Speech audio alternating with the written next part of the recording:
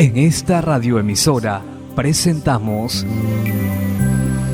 Llaves para vivir con éxito, a cargo del internacionalmente conocido maestro de la Biblia y escritor Derek Prince, quien comparte su experiencia personal y ministerio cristiano en Llaves para vivir con éxito. Bienvenidos.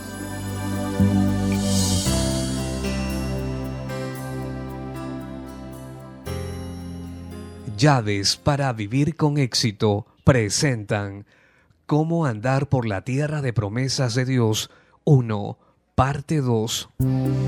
Me alegro de estar con usted hoy para continuar explorando juntos la herencia sin límite que Dios nos ha dado en las promesas de su palabra. El problema que voy a tratar en mi charla de hoy es básico para toda nuestra vida espiritual, el problema del pecado.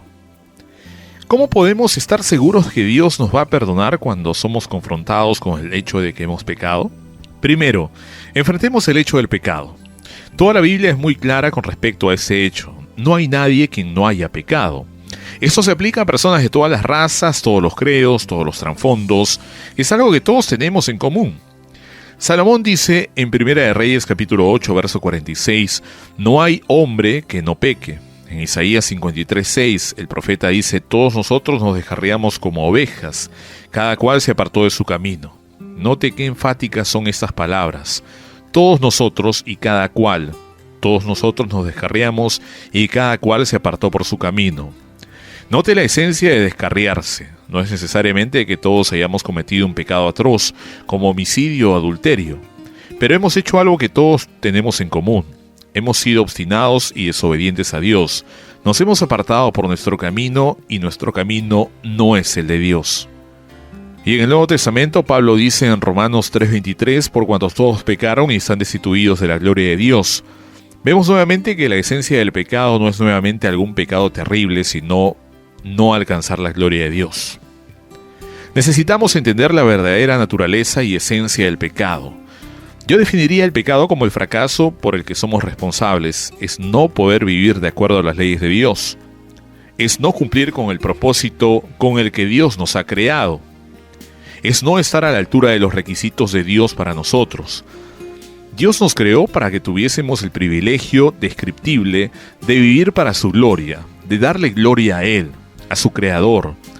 Cuando pecamos le robamos la gloria a Dios y fracasamos en el cumplimiento de la función para lo que fuimos creados. Creo que podemos definir el pecado como el fracaso en el cumplimiento de la función para lo que fuimos creados por Dios, pero debemos agregar que es un fracaso para lo que somos responsables. No podemos excusarnos diciendo que no pudimos evitarlo. Somos responsables por nuestro pecado. Veamos ahora la prognosis del pecado. Prognosis es un término médico. Significa que cuando usted tiene una enfermedad, el doctor primero se la diagnostica y le dice el curso de la enfermedad. La prognosis del pecado en la Biblia es muy clara. No hay duda de cómo se va a comportar la enfermedad. Pablo dice en Romanos 6:23, porque la paga del pecado es muerte. En otras palabras, nuestra paga, lo que nos ganamos por lo que hacemos y lo que nos hemos ganado por los pecados que hemos cometido es la muerte. Eso es claro, enfático, simple e innegable. Es una ley.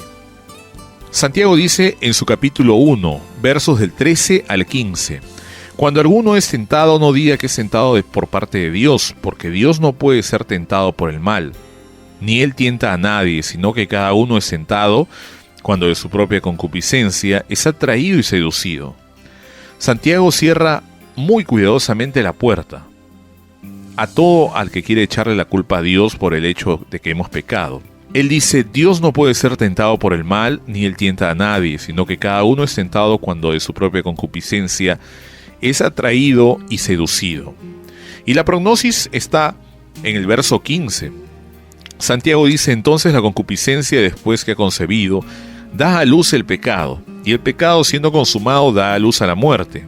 Hay un orden progresivo. Cuando cedemos a la concupiscencia, el deseo perverso, eso produce pecado, y si continuamos en pecado, eso produce muerte. Y debo advertirle con toda honestidad que la muerte no es solo física, sino la condición de separación de Dios para siempre. Si llegamos a ese punto, entonces no hay forma de regreso. Esa es la prognosis. La concupiscencia produce pecado y el pecado, si deja que siga su curso, trae muerte. Veamos por un momento la carga del pecado. Está descrita muy brevemente en los Salmos de David. Él fue un hombre justo de corazón, pero sabía lo que era fallar y pecar atrozmente, pero también arrepentirse y volver a encontrar la misericordia de Dios. Eso es lo que dice David en el Salmo 32, versos del 3 al 5. Mientras cayese, envejecieron mis huesos en mi gemir todo el día, porque de día y de noche se agravó sobre mí tu mano. Se volvió mi verdor en sequedad de verano. Mi pecado te declaré y no encubrí mi iniquidad. Dije, confesaré mis transgresiones a Jehová, y tú perdonaste la maldad de mi pecado. Gracias a Dios por esa última frase. Tú perdonaste la maldad de mi pecado. Pero note lo que le sucedió a David antes de confesar su pecado. Él dijo, se envejecieron mis huesos en mi gemir. Todo el día se volvió mi verdor en sequedad de verano. El pecado hizo un impacto en todo su ser. Y en el Salmo 38, versos 3 y 4, David le dice a Dios, nada hay sano en mi carne a causa de tu ira, ni hay paz en mis huesos a causa de mi pecado. Porque mis iniquidades se han agravado sobre mi cabeza, como carga pesada se han agravado sobre mí. ¿Se siente usted así ahora mismo? ¿Es su pecado su culpa? ¿Una muy pesada carga para llevar? Si es así, hay una manera en que puede ser liberado de esa carga de culpa para siempre. Hemos considerado la realidad del pecado, la prognosis y la carga del pecado. Ahora veamos las buenas nuevas. Veamos las promesas de Dios para perdonar. Solo voy a ver dos promesas específicas, una del Antiguo Testamento y otra del Nuevo.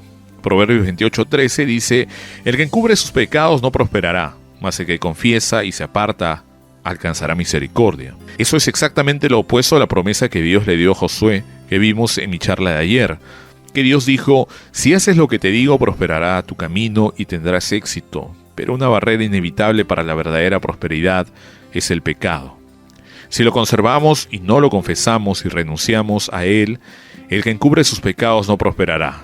Recuerde, eso es muy importante, pero el que los confiesa y se aparta alcanzará misericordia. Ahí está la promesa de misericordia de Dios, si hacemos las dos cosas. ¿Cuáles son? Primero, confesar. Segundo, renunciar o apartarse. Dios requiere que reconozcamos honestamente los pecados que hemos cometido. He conocido a personas que piensan que si no le dicen a Dios sus pecados, que Él nunca se va a dar cuenta. Eso es ridículo. Dios no nos pide que confesemos nuestros pecados para beneficio de Él, sino para beneficio nuestro, porque cuando los confesamos, cuando los descubrimos honestamente y humildemente ante Él, abrimos el camino para que Dios trate con el pecado y nos libere de él. Pero mientras nos aferramos a él y lo tratamos de esconder, no hay manera de que Dios pueda ayudarnos ni tratar con nuestro pecado. Segundo, tenemos que apartarnos del pecado. Debemos soltarlo, tenemos que renunciar a él. Tenemos que decidir que ya no queremos seguir viviendo de esa manera y seguir cometiendo pecado de esa clase.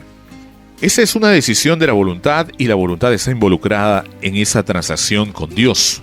Si no tomamos una decisión definitiva dentro de los límites que Dios ha establecido para nosotros, entonces no podremos experimentar la misericordia de Dios. La otra promesa está en el Nuevo Testamento, en la primera epístola de Juan, capítulo 1, verso 9. Si confesamos nuestros pecados, Él es fiel y justo para perdonar nuestros pecados y limpiarnos de toda maldad. Dios requiere nuevamente que confesemos nuestros pecados y cuando cumplimos esa condición, las Escrituras nos dicen dos cosas. Nos dicen que Dios es fiel y justo. Debemos ver esas dos cosas juntas. La una va con la otra. Dios es fiel para perdonarnos porque así lo ha prometido. Y Dios nunca se retractará de sus promesas si cumplimos con sus condiciones. También es justo para perdonarnos porque ya puso sobre Jesús el castigo por todos nuestros pecados. Cuando Jesús murió en la cruz, pagó el precio final y completó por los pecados de toda la raza humana.